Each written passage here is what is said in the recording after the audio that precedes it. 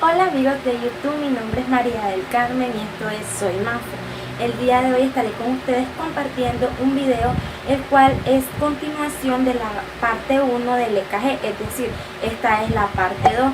Estaremos abordando el papel, las derivaciones, la onda, intervalos, segmentos y los artefactos que podemos encontrarnos al momento de realizar la toma. Sin decir nada más, vamos a proceder a acercar la cámara. Vamos a iniciar hablando sobre el papel del EKG, el cual que observamos aquí en pantalla. Es importante conocer que técnicamente lo vamos a dividir en el eje vertical, que va a evaluar la amplitud, y en su eje horizontal va a evaluar lo que el tiempo, o va a medir lo que el tiempo más bien. Si nos ponemos a acercarlo, vamos a ver que está compuesto tanto por cuadros grandes, que serían estos de aquí, y por estos cuadros grandes tienen en su interior cuadros pequeños. Es importante saber que cada cuadro grande va a contener 5 cuadros pequeños horizontalmente y verticalmente. Podemos comprobarlo: 1, 2, 3, 4, 5 y 1, 2, 3, 4, 5. Es importante saber que en su eje vertical, como mide amplitud, cada uno va a medir 0.1 milivoltios, de tal manera que los 5 en su totalidad son 0.5 milivoltios. Ahora, en su eje horizontal, como mide tiempo, cada cuadrito chiquito va a medir 0.04 segundos, de tal manera que los 5 cuadritos chiquitos, es decir, el cuadro grandote, va a medir en su totalidad 0.20 segundos. Aquí lo podemos comprobar en la siguiente imagen.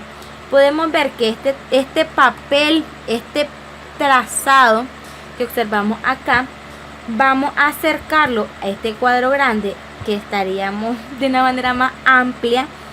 A esto nos trasladamos a esto que está acá y observamos que cada cuadro pequeño, como les decía, 0.04 segundos y 0.1 milivoltios, y esto es 1 milímetro, esto es 1 milímetro en milímetros si los queremos medir. Igual aquí 1 milímetro, de manera que cada cuadro grande tiene 5 milímetros por 5 milímetros, podríamos decirlo así. Ahora, es importante conocer que la velocidad estándar del EKG se registra a 25 milímetros por segundo. Sin embargo, no quiere decir de que siempre va a ser así. Muchas veces puede registrarse a una velocidad mayor. Sin embargo, cuando se hace esto, es porque quizás se quiere intentar capturar señales eléctricas poco habituales, que no pueden ser obviamente capturadas a la velocidad estándar. Ahora vamos a proceder a estudiar lo que son las derivaciones. Las derivaciones del EKG, que generalmente son 12, van a técnicamente estudiar de manera indirecta el corazón desde diferentes o distintos planos. De tal manera que para comprender qué es una derivación, qué es lo que hace, o sea, cuál es su función, y antes de empezar a describir de manera breve cada una y cómo se clasifican, debemos de técnicamente hacer una similitud. En esta similitud que voy a mencionarle, o este ejemplo que voy a mencionarle a continuación, técnicamente tienen que usar su imaginación. Pongámonos que en medio de una nave industrial tenemos un autobús. Aquí tenemos el autobús en medio de la nave industrial. Esa nave industrial tiene 12 ventanas, desde las cuales se puede observar ese autobús que está en medio, ¿verdad? Entonces, desde esas 12 ventanas, nosotros tenemos 12 personas diferentes que están tomándole fotos a ese autobús. De tal manera que al momento que esas personas muestran la foto, tenemos 12 fotos diferentes del mismo autobús. Esto mismo pasa con las 12 derivaciones del EKG.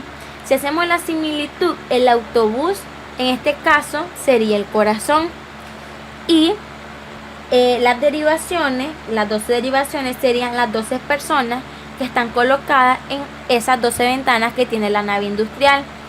Estas 12 personas que tomaron esa respectiva foto. Entonces, Técnicamente las derivaciones del EKG lo que van a hacer es que tomar una fotografía del corazón desde un plano o de una perspectiva diferente, de tal manera que tenemos 12 fotografías en el EKG del corazón desde distintos planos. No sé si se comprende el ejemplo.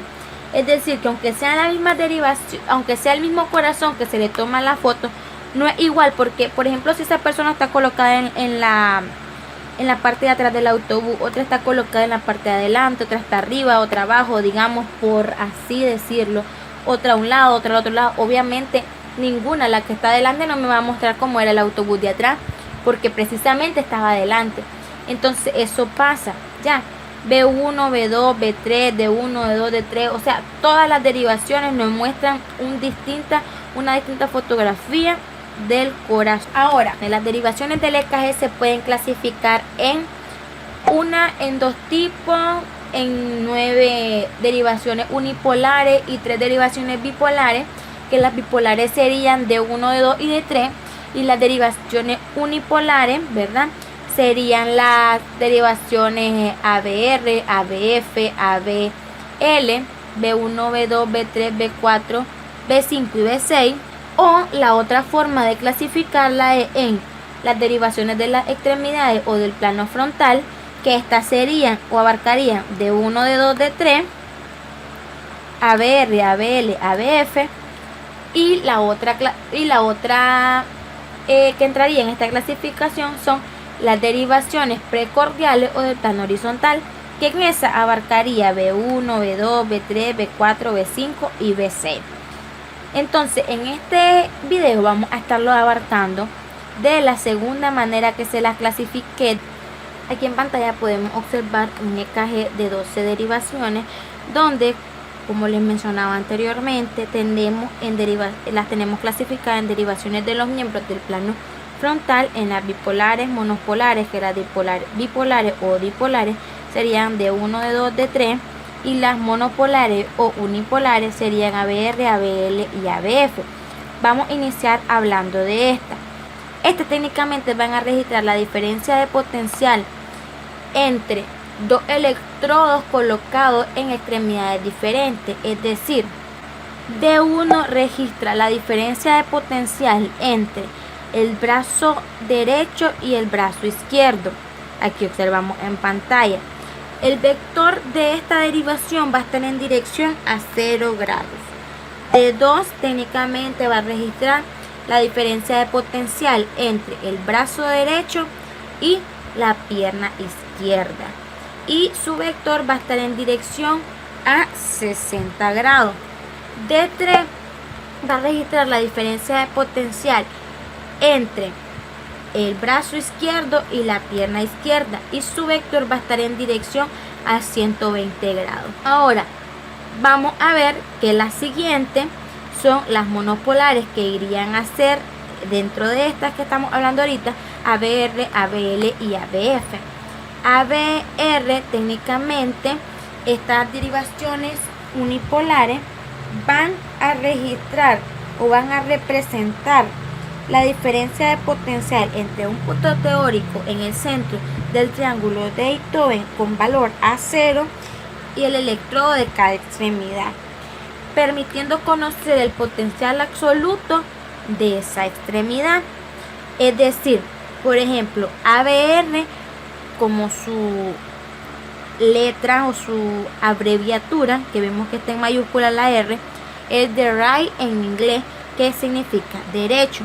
Entonces, va a registrar técnicamente el potencial absoluto del brazo derecho.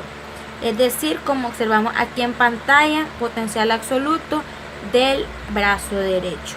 El vector va a estar en dirección a menos 150 grados. El que sigue es ABL, que técnicamente registra el potencial absoluto del brazo izquierdo. Como les digo, aquí la abreviatura es L, que es esta L mayúscula, que sería left, que significa izquierdo en inglés, y va a estar el vector en dirección a menos 30 grados. Y por último tenemos ABF, que técnicamente registra el potencial absoluto de la pierna izquierda y su vector va a estar en dirección a más 90 grados. Vamos a hablar sobre las otras derivaciones, las derivaciones del plano horizontal o las derivaciones precordiales, que también se le llama. Estas técnicamente se van a denominar con una, o se van a registrar con una V mayúscula y un numerito, que van desde B1 hasta B6, es decir, B1, B2, B3, B4, B5 y B6. Estas técnicamente van a ser unipolares y registran el potencial absoluto del punto donde está colocado el electrodo del mismo nombre, como así. Por ejemplo, aquí tenemos B1. B1 técnicamente registra lo que es los potenciales de las aurículas, sobre todo de la aurícula derecha, de la parte del tabique y de la pared anterior del ventrículo derecho. El QRS podemos observar, por tanto, que en esta derivación va a ser una onda R un poco más pequeña que la onda S, una onda R pequeña seguida de una onda S profunda. B2, el electrodo va a estar ubicado justamente por encima de la pared ventricular derecha, de tal manera que vamos a observar una onda R va a ser aún pequeña, pero va a ser mayor que la de B1, y vamos a observar una onda S profunda. Por tanto, ahora B3 es una derivación transicional. Este es B3, este es B3 y este es B3. Es decir, es una derivación transicional entre potenciales tanto derechos como izquierdos. ¿Cómo así? Esto va a ser así, o se va a determinar transicional entre ambos, ya que este electrodo va a estar sobre el septo o el tabique interventricular. Vamos a observar técnicamente un QRS isobifásico o bifásico, como se le llama, mejor dicho. Es decir, la onda R va a ser igual casi a la onda S. En B4, que sería la siguiente derivación que vamos a estudiar, podemos observar que este electrodo va a estar sobre el apex, que es el lugar donde hay un mayor grosor de la capa intermedia del corazón, que es el miocardio ventricular. Vamos a ver que se va a originar una onda R mayor, es decir, una onda R grande seguida de una onda S pequeña. Y la onda R va a ser grande, por eso que les decía que el miocardio en esta zona va a ser la más gruesa, por decirlo así, de todo el corazón. Ahora, vamos a hablar de B5 y de B6. Podemos observar que técnicamente se parecen ambas. Voy a dar acercamiento, les voy a dar acercamiento. Y técnicamente se parecen. Y esto se debe a que estas dos derivaciones van a estar técnicamente sobre el miocardio ventricular, cuyo grosor va a ser menor que B4, pero igual va a seguir siendo grueso, por lo que también observamos una onda R mayor seguida de una onda S súper pequeña. Vamos a hablar sobre la localización de los electrodos. Los electrodos de las derivaciones del plano frontal. ABR técnicamente va a estar colocado, a veces está en una especie de pinza que va a estar colocada en el brazo derecho. ABL va a estar colocado en el brazo izquierdo, y ABF va a estar colocado en la pierna izquierda. Esta que observamos en negro técnicamente va a ser el polo tierra, que va a ser una pinza en negra que vamos a colocar en la pierna derecha. Ahora, para las derivaciones del plano horizontal o las precordiales, vamos a observar que B1 va a estar ubicada en el cuarto espacio intercostal, borde external derecho. B2 en el cuarto espacio intercostal, borde external izquierdo. B4 va a estar ubicado en el quinto espacio intercostal, línea medio clavicular izquierda, y entre B4 y B2 vamos a ubicar B3, es decir, al momento de ubicarlo primero vamos a ubicar B2, después B4 y entre medio de ambas B3. Por eso al momento de mencionárselo lo hice en esta secuencia. Ahora B5 va a estar ubicado en Quinto espacio intercostal, línea axilar anterior izquierda. Y B6 por último estará ubicado en quinto espacio intercostal, línea axilar media izquierda. Componentes básicos del EKG. Para ello debemos conocer unos conceptos básicos como por ejemplo que una onda. Una onda en el EKG técnicamente una deflexión que puede ser positiva o negativa dentro del trazado electrocardiográfico.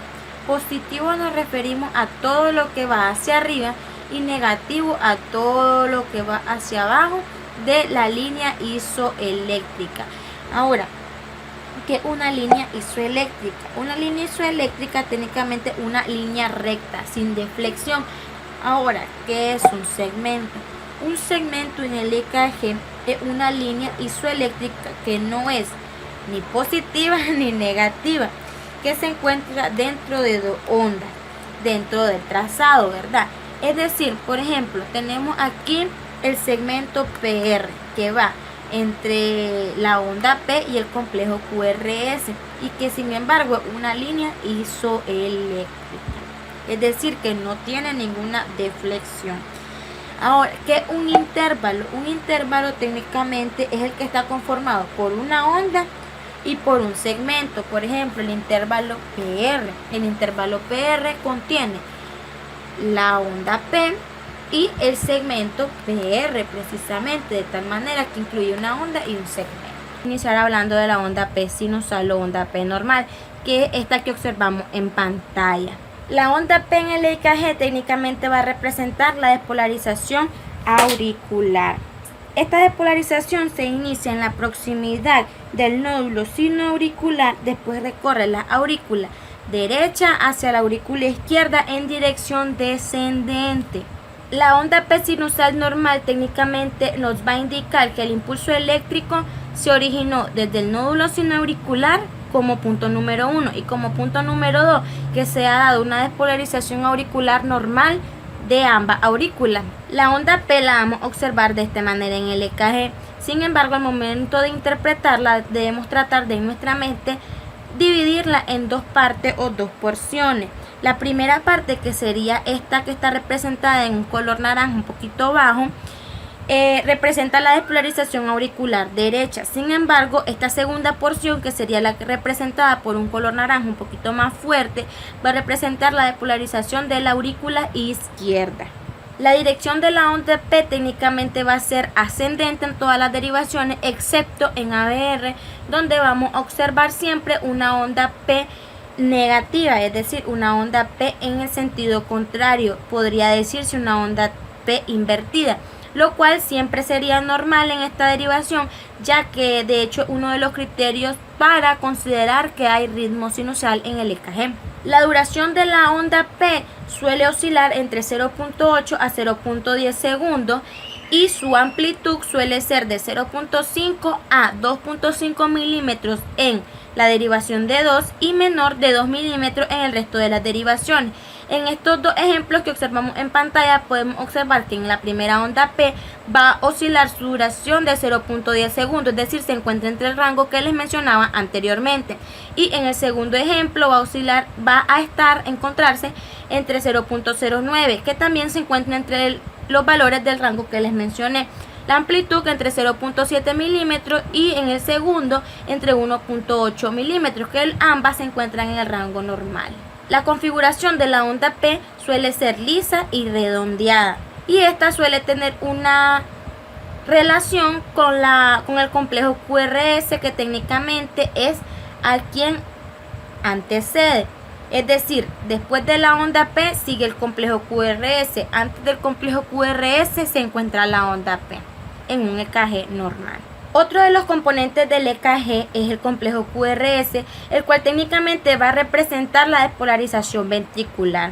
El marcapasos responsable del impulso eléctrico de un EKG normal se lo puede localizar en el nódulo sinoauricular, en un marcapaso ectópico o de escape situado en las aurículas, que sería este que está acá como ejemplo, o puede estar originado en la unión auriculoventricular.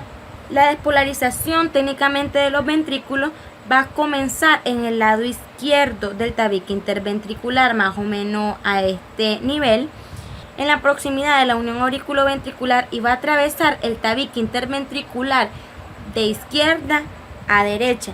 La despolarización va a iniciar en la superficie endocárdica de los ventrículos, va a recorrer la pared ventricular hasta la superficie epicárdica. Recordemos para esto, o para entenderlo un poquito mejor, que en la primera parte del EKG que les monté, que es el video que está anteriormente a este en mi canal, ahí donde les hablaba sobre las capas del corazón. Entonces es importante, si aún no lo has visto, te invito a que lo vayas a ver. Recordemos que esto es complejo QRS, es decir, en sí este complejo contiene 3 ondas, y técnicamente la onda Q va a representar la despolarización del tabique interventricular, y la onda R y la S la despolarización de los ventrículos. La dirección del complejo QRS, como podemos observar en esta imagen, puede variar, es decir, puede ser mayormente positiva, donde podemos observar una onda R mayor, es decir, más grande, igual bifásica, es decir, puede tener una onda R y una onda S que tienen un tamaño similar, como cuando les explicaba, por ejemplo, en la derivación B3 anteriormente, o puede ser mayormente negativa, cuando tenemos una onda S muy profunda con respecto a la onda R. La duración normal de todo el complejo QRS oscila entre 0.06 a 0.12 segundos. Sin embargo, un dato muy importante que no debemos olvidar es que la duración de la onda Q no debe superar los 0.04 segundos, es decir, solo la onda Q no puede superar los 0.04 segundos, sino ya la podemos considerar que no está normal. También con respecto a la onda Q normal, esta debe tener una altura inferior al 25% de la onda R que le sigue, es decir, por ejemplo, esta onda Q, esta debe medir menos del 25% de la onda R, es decir, de esta onda R que sigue. Eso es importante también valorarlo para saber si el QRS es normal o no. En general, el complejo QRS constituye unas ondas con configuraciones estrechas y puntiagudas. Técnicamente significa que dicho impulso se ha experimentado una progresión normal desde el haz de Higgs hasta la red de Purkinje a través de la rama derecha e izquierda del haz, y que también se ha producido una despolarización normal de los ventrículos, tanto derecho como izquierdo. Es decir, ha progresado bien por la rama derecha, por la rama izquierda, derecha e izquierda, y ambos ventrículos se han despolarizado bien. La última de las ondas que nos falta por estudiar es la onda T, la cual técnicamente representa la repolarización ventricular, y en el EKG se va a observar de la siguiente manera, como vemos en pantalla. La dirección normal de la onda T suele ser positiva y ascendente en la mayoría de las derivaciones, excepto como la onda P, que en ABR es negativa.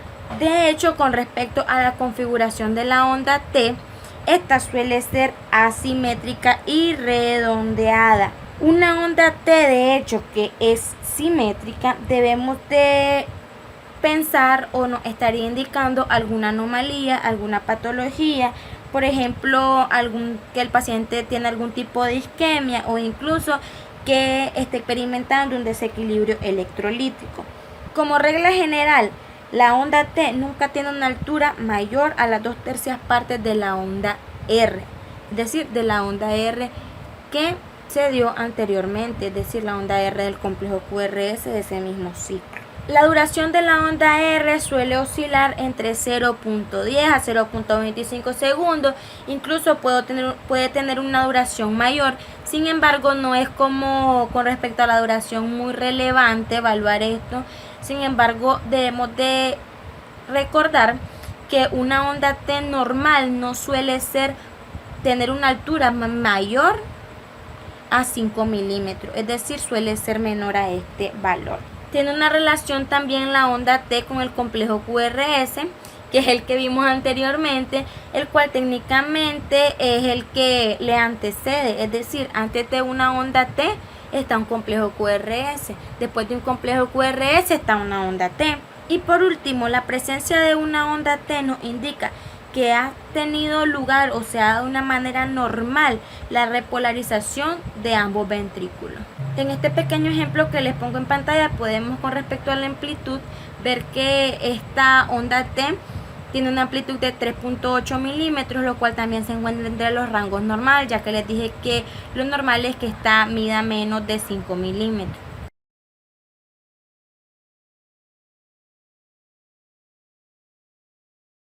Después de mostrar la imagen que les dejé, voy a empezar a hablar sobre el intervalo PR, el cual técnicamente que observamos en pantalla no lo podemos apreciar bien, ya de que pues lastimosamente la línea roja pasa justamente encima del nombre, pero este va a representar el periodo de tiempo durante el cual tiene lugar la progresión del impulso eléctrico desde el nódulo sinoauricular a través de todo el sistema de conducción hasta alcanzar el miocardio ventricular. Este técnicamente, como observamos aquí en pantalla, va a iniciar en la onda P y va a terminar a inicio del complejo QRS. Este intervalo va a ser la excepción a la regla que les mencionaba anteriormente, ya de que, si pueden observar, este va de inicio a inicio. Y aplicando de cierto modo lo que vimos en la onda, al hablarle de la onda, en otras palabras, este intervalo PR va a representar el tiempo que transcurre entre el inicio de la despolarización auricular y el inicio de la despolarización ventricular. ¿Por qué lo digo así y por qué les señalo la onda a medida voy hablando? Porque recuerden que la onda P técnicamente refleja o representaba lo que era la despolarización de la aurícula y el complejo QRS, la despolarización de los ventrículos.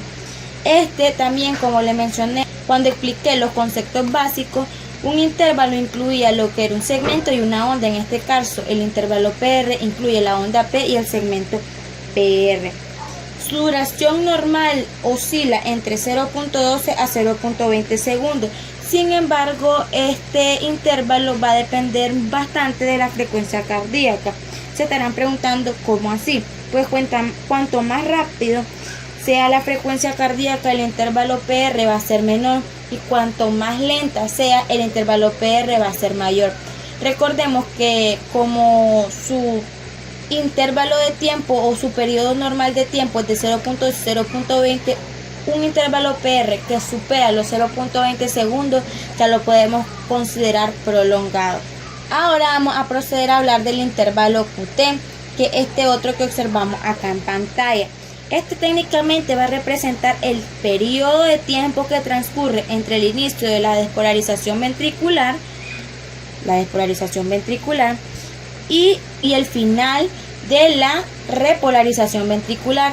¿Por qué? Porque observamos que va a estar a inicio, o sea, antes del complejo QRS, y va a llegar hasta el final de la onda T, que la onda T, recordemos que representa la repolarización de los ventrículos. Por tanto, también lo podemos ver desde esa perspectiva. El intervalo QT técnicamente incluye el complejo QRS, el segmento ST y la onda T. También su duración va a depender de la frecuencia cardíaca, como le explicaba en el intervalo anterior. Mientras la frecuencia cardíaca sea más alta, vamos a tener un intervalo QT más corto, y cuando la frecuencia cardíaca es más lenta, vamos a tener un intervalo QT más prolongado. Por tanto, el intervalo QT siempre se tiene que corregir. Ahora se estarán preguntando cómo se corrige el intervalo QT. Para no hacer más grande de lo que ya me está quedando este video, una vez lo publique, le voy a estar subiendo también otro videito en el cual les explico con las fórmulas cómo pueden corregir este intervalo. Sin embargo, es importante recordar que con independencia de la frecuencia cardíaca, se considera que un intervalo QT mayor de 0.45 segundos es anómalo. Por tanto, ojo con eso. El último intervalo que nos queda por hablar es el intervalo RR. el cual técnicamente es este que observamos en pantalla y va a representar el periodo de tiempo que transcurre entre dos despolarizaciones ventriculares sucesivas, porque podemos observar que recuerden que el complejo QRS significa la despolarización de los ventrículos, y aquí tenemos que técnicamente el intervalo RR lo vamos a medir desde la onda R del complejo QRS hasta la onda R del complejo QRS que sigue, es decir, entre ambos ciclos. La duración de este también va a depender de la frecuencia cardíaca, que es como le explicaba en los otros dos intervalos. La duración del intervalo RR puede ser igual o variable. ¿Cómo así? Esto va a depender técnicamente del ritmo. Si tenemos un ritmo regular, vamos a encontrarnos con intervalos RR regulares, iguales en otras palabras. O sea, que tienen generalmente la misma duración. Cuando el ritmo es irregular, nos vamos a encontrar intervalos RR irregulares. Ahora vamos a proceder a hablar de los segmentos. El primero que tenemos es el segmento TP. El segmento TP técnicamente es el tiempo que transcurre entre dos complejos PQRST sucesivos.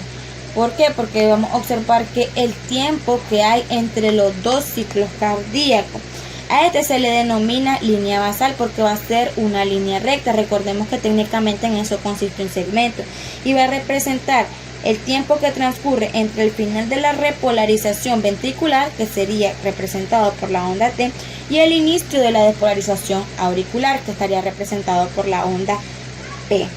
En resumen, inicia por tanto desde la onda P al final de la onda T y finaliza al inicio de la onda P, como podemos observar en pantalla, que sería este pequeño segmento o porción que observamos acá. Otro de los segmentos que vamos a hablar es el segmento PR, que sería este que observamos en pantalla. Representa el tiempo que transcurre entre el final de la despolarización auricular, que sería el final de la onda P, y el inicio de la despolarización ventricular, es decir, el inicio del complejo QRS. Por tanto, va a ser también una línea isoeléctrica, es decir, una línea que sería esta que observamos en pantalla, esta pequeña línea recta. Su duración normal está entre 0.02 a 0.10 segundos y significa que el impulso eléctrico ha sido conducido normalmente a través de la unión auriculoventricular. Por último, vamos a hablar del segmento ST, que yo considero que es uno de los segmentos más importantes y va a representar la parte inicial de la repolarización ventricular. Es un periodo de silencio eléctrico del corazón. Comienza al final del complejo QRS, como podemos observar en pantalla, y al inicio de la onda T. Final del complejo QRS, inicio de la onda T. La duración normal es menor de 0.20 segundos y depende también de la frecuencia cardíaca. Es normalmente isoeléctrico, como les decía, una línea recta. Recordemos que técnicamente también en eso consiste un segmento y se consideran normales las elevaciones de este. Pongamos ojo en esto que estoy mencionándole ahorita. Se consideran normales la elevación o depresión ligeras o inferiores a 1 milímetro.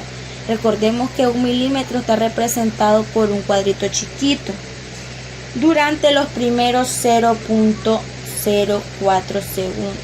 Si ya esa depresión o esta elevación se da y ya no es ligera y se da después de esos 0.04 segundos, ya debemos de investigar alguna causa posiblemente patológica.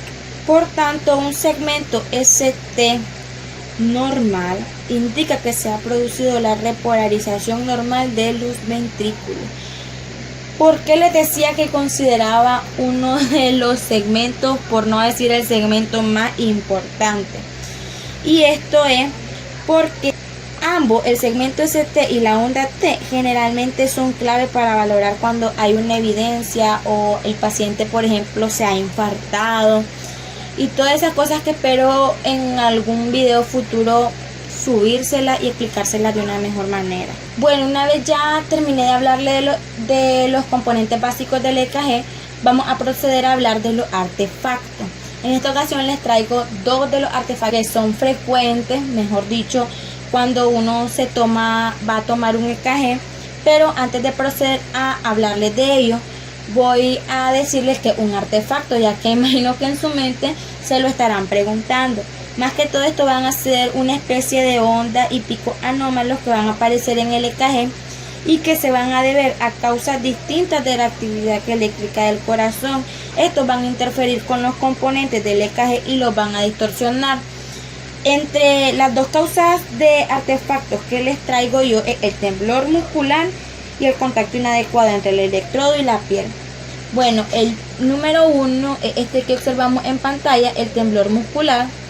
Y cuando yo les definía que era un artefacto, les decía que interferían con los componentes del EKG o los componentes básicos del EKG.